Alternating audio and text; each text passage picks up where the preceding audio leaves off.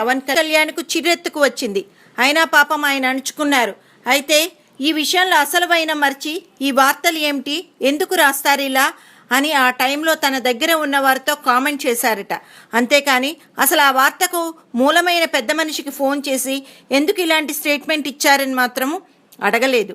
ఆలస్యంగా తెలుస్తున్న ఈ విషయం ఏమిటంటే, చిరంజీవి పవన్తో కలిసి త్రివిక్రమ్ శ్రీనివాస్ డైరెక్షన్లో ఓ మెగా సినిమా చేయబోతున్నట్లు పార్లమెంటు సభ్యుడు, నిర్మాత టి సుబ్బిరామిరెడ్డి తరఫున ఒక ప్రకటన వెలువడింది.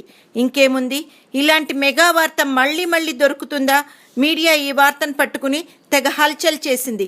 ఈ సినిమా అంత బుస్ అని, అంత సాధ్యమయ్యే సీన్ లేదని అప్పుడే అందరూ గుసగుసలు పోయారు. ఈ వార్తలు తెలిసి చదివి పవన్ కళ్యాణ్కు చిరాకు పడ్డారని ఇండస్ట్రీ వర్గాల భోగట్ట. ఎందుకు ఇలాంటి వార్తలకు హడావుడి చేస్తారు అని ఆయన తన సన్నిహితులతో కామెంట్ చేసినట్లు తెలుస్తోంది. ప్రస్తుతం పవన్ కాటమరాయుడు చేస్తున్నారు. ఆ తర్వాత త్రివిక్రమ్తో ఓ సినిమా, ఏఎం రత్నం నిర్మాతగా మరో సినిమా చేయాల్సి ఉంది. ఆ తర్వాత ఆయన దగ్గర మైత్రి సంస్థ అడ్వాన్స్ కూడా ఉంది. పైకి డైరెక్టర్ త్రివిక్రమ్ కూడా వరుసగా పవన్, ఎన్టీఆర్, మహేష్ బాబు సినిమాలు కమిట్ అయి ఉన్నారు. ఇవన్నీ ఉండగా సుబ్బిరామిరెడ్డి ఇలా ఎందుకు ప్రకటించారో ఆయనకి తెలియాలి.